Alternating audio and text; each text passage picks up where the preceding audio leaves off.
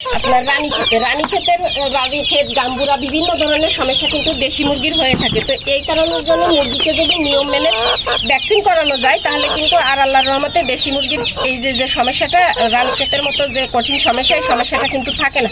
তো এটার জন্য আপনারা বড় যে মুরগিগুলা এদের কিন্তু অর্থাৎ 1 মাসের মধ্যে যে মুরগি এরা কিন্তু RDBর ভ্যাকসিনটা পাবে। এই যে RDBর ভ্যাকসিনটা কিন্তু এরা পাবে।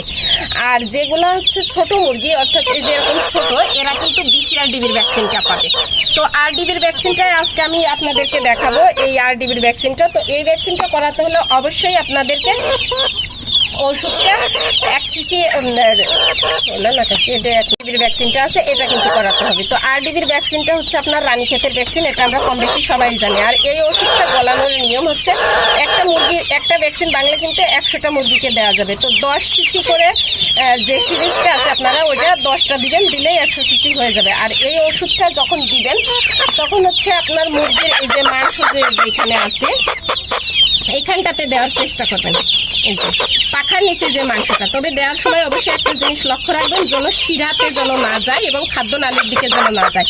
আর যদি বুঝার কষ্ট হয় আপনাদের ওইখানে, তাহলে এই যে রানের যে মাংস আছে এইখানটাতে দেওয়ার চেষ্টা করবেন। মা মুরগি ধরো,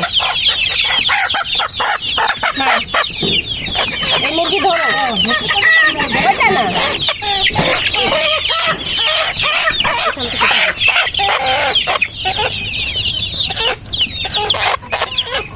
তো এই যে আপনারা যে ভ্যাকসিনটা করাবেন অর্থাৎ এই যে এখানে দেখেন শিরাও নাই বা অন্য কোনো কিছু নাই, এই যে মাংসটাতে আপনারা দেওয়ার চেষ্টা করবেন।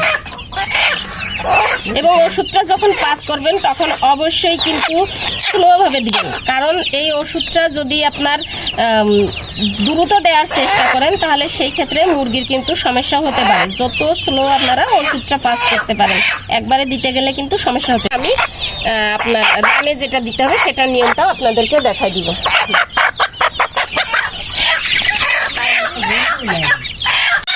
রানে ধরো, রানে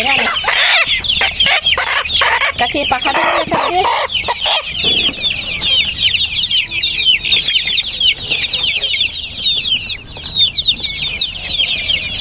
পায়ের মাংস যখন দিতে হবে তখন অবশ্যই সেখানেও লক্ষ্য রাখতে হবে যেন হাড্ডিটা যেন না ফুটে। হাড্ডিটা ফুটলেই কিন্তু সমস্যা হবে, এই বিষয়টা মাথায় রাখবেন সব সময়ের জন্য, যেন হাড্ডিতে না ফুটে।